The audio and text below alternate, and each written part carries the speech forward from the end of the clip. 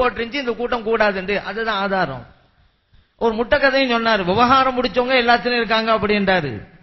அந்த மாதிரி இருக்கிறாங்க தான், கணவனும் இருக்கிறாங்க, மனைவியும் இருக்கிறாங்க.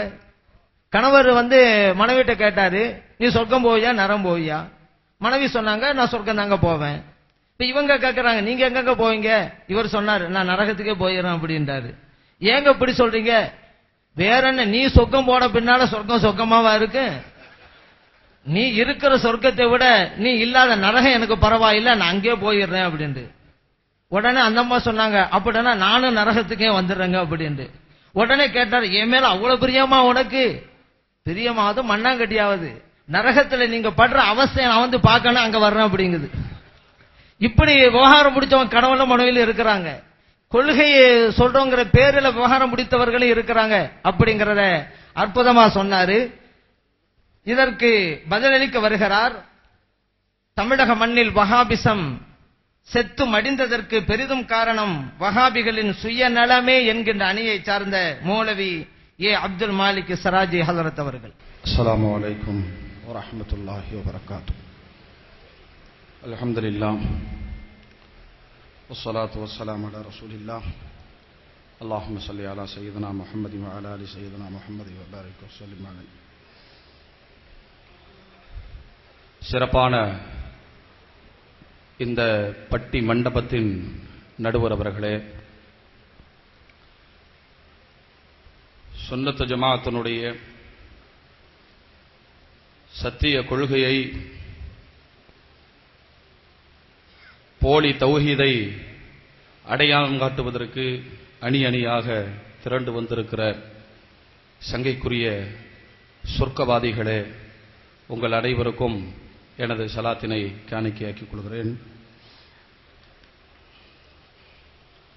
தமிழகத்தில் வஹாபியிசம் தரைமட்டமானதற்கு பெரிதும் காரணம் வஹாபிகளின் சுயநலமே என்ற ஒரு தலைப்பினை எனக்கு வழங்கியிருக்கிறார்கள். இந்த தமிழகம் என்று பேசுவதற்கு முன்பாக உலகம் முழுவதிலேயும் இருக்கக்கூடிய வஹாபிசத்தை பற்றி நாம் விளங்கிக் கொள்ள வேண்டும். சுன்னத் ஜமாத் ஐக்கிய பேரவையின் இந்த மாநாடு அகில உலகம் சார்ந்த சுன்னத் ஜமாத். ஆனால் தௌஹீத்வாதிகள் ஒவ்வொரு ஏரியாவுக்கும் ஏஜென்ட்டாக பிரதிநிதிகளாக இருப்பதினால் டிஎன்டிஜே தொழில் தானே இது, பணம் சம்பாதிக்கிற தொழில் தானே, தமிழகத்து ஏஜென்ட்டுகள். இவங்க ஆந்திராவுக்கு போக முடியாது, ஏன்னா அங்க ஏஜென்ட் சண்டைக்கு வர. நம்ம எல்லைக்குள்ள எதுக்கு வந்த நீ? நம்ம எல்லைக்குள்ள எதுக்கு வந்த? இந்த வஹாபிகளுடைய எல்லா பிரச்சாரமும் தமிழகம் என்று சொல்லி குழப்பத்தை இங்கு ஏற்படுத்தி பணம் பார்ப்பது சவுதி அரேபியாவில். ஹஜ்ரத் அவர்கள் அழகாக சொன்னார்கள், மீண்டும் அதை கொஞ்சம் வலியுறுத்தி நான் சொல்லுகிறேன். வஹாபிகள் அத்துணை பேரும் கூடுகிற மாநாட்டை பார்க்கிற பொழுது அவர்கள் தலை மொட்டையான திரளான கூட்டங்கள், மேடையில் இருக்கிற பேச்சாளர் மட்டுமே தொப்பி அணிந்திருப்பார். ஏன் தெரியுமா? கேசட்டுகள் பிடிக்கப்பட்டு சவுதி மண்ணில் அது விற்கப்படுகிற பொழுது அந்த மேடையில் அமர்ந்திருக்கிற தமிழகத்து அப்பாவி இளைஞர்களை இவன் குப்புச்சாமி, இவன் கருப்புச்சாமி, இவன் ஆட்டுச்சாமி என்று அடையாளம் காண்பித்து இந்த சகோதரர் இஸ்லாத்தை சொல்லுகிறாராம். யாரு? தொப்பி போட்டவர். இந்த மக்கள் அவன் அப்படித்தான் நம்புவான், அந்த மண்ணுக்கான தெரியும். இப்படி சொல்லி இந்த இளைஞர்களை விற்ற சுயநலம் இந்த மண்ணில் வெளிப்பட்டதின் காரணத்தினால் இன்றைக்கு வஹாபிசம் தரைமட்டமாக தமிழகத்தில் மாத்திரமல்ல உலகம் முழுவதிலேயும் அது ஆக்கப்பட்டுக் கொண்டிருக்கிறது என்பது நிதர்சனமான உண்மை. அருமையான மூமின்களே, இந்த வஹாபிகள் பல பிரிவுகள், பல பெயர்கள், அனைவருடைய வாதமும் எங்கிருந்து தொடங்குகிறது என்று பார்த்தால் நம் உயிரினும் மேலாக மதிக்கக்கூடிய அருள் நபி ஸல்லல்லாஹு அலைஹி வஸல்லம் அன்னவர்களை கொச்சைப்படுத்தி தான் நரகத்தை தேடிக்கொண்டிருக்கிறார்கள். சுய விளம்பரம் வேண்டாம், சுய புகழ் கூடாது என்று சொன்னவர்கள் எங்கிருந்து தொடங்குவார்கள்? அருள் நபி ஸல்லல்லாஹு அலைஹி வஸல்லத்தின் அந்தஸ்தை குறைப்பதில். இது யாருடைய பணி தெரியுமா? மதீனத்து முனாஃபிக்குகள் அருள்நபி ஸல்லல்லாஹு அலைஹி வஸல்லம் அவர்களை கொச்சைப்படுத்திதான் இயக்கம் கண்டவர்கள். அப்துல் வஹாப் நஜ்தி பெருமானாரையும் சஹாபாக்களையும் கொச்சைப்படுத்திதான் இயக்கம் கண்டவன். மௌதூதி சஹாபாக்களையும் இமாம்களையும் கொச்சைப்படுத்தி இயக்கம் கண்டவர்.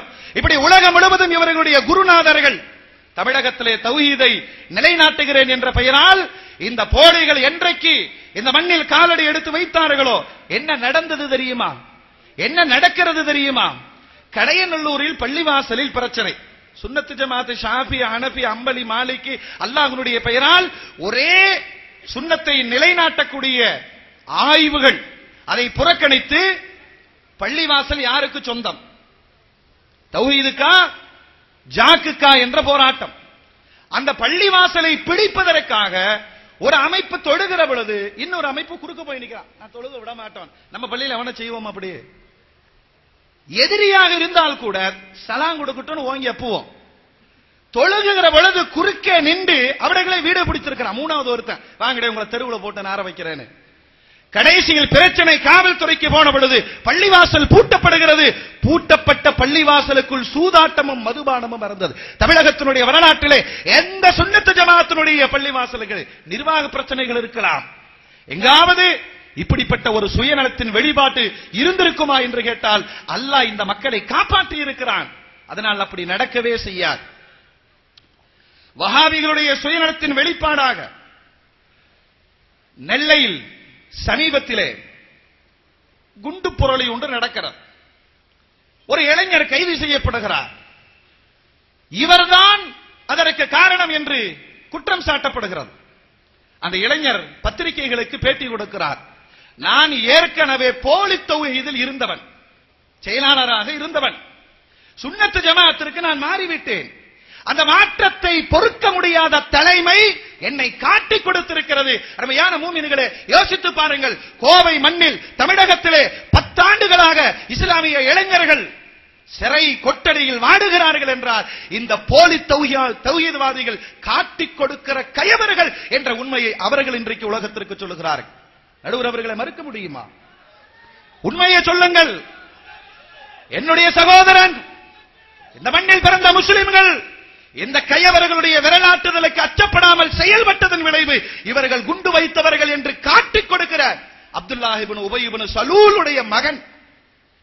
குர்ஆன் சொல்லுகிறது, பெருமானாரையும் நபிமார்களையும் வலிமார்களையும் கொச்சைப்படுத்தவர்கள் விபச்சாரத்தில் பிறந்தவர்கள். வான்மறை சொல்லுகிறது, எந்த நேரத்திலும் நபி ஸல்லல்லாஹு அலைஹி வஸல்லம் அன்னவர்களுடைய வார்த்தையை சொல்லுகிற பொழுது கூட மலர்கிற முகம் கொண்ட நம்முடைய ஈமானை தமிழகத்திலே வஹாபிகளிடம், முஷ்ரிக்குகளிடம் ஒன்றை நீங்கள் கேளுங்கள். தமிழகத்தில் இருக்கிற அத்தனை பேர்கள் முஷ்ரிக்குகள் என்றால் இவனை உங்க அப்பா மட்டும் சொர்க்கவாதி, இவனை உங்க அப்பா மட்டும் சொர்க்கவாதி. ஹதீஸை சொல்லுவார்கள். சொல்லிவிட்டு கடைசியில் சொல்வார்கள், போன வாரம் தான் பண்டார வாடையிலிருந்து ஹதீஸ் கிடைச்சது. புகாரி இமாம் பல்லாயிரக்கணக்கான மைல்கள் நடந்து போய் ஹதீசுகளை சேகரித்து இந்த சமுதாயத்திற்கு சமர்ப்பித்தால் இவன் சொல்றான், போன வாரம் வரைக்கும் எங்களுக்கு ஹதீஸ் கிடைக்கல, இப்பொழுதுதான் நாகூர் ஷரீஃபில் இருந்து நாகூர் ஆண்டகை சொன்னார்கள், அதனால் நாங்கள் கொள்கையை மாற்றிக் கொள்கிறோம்.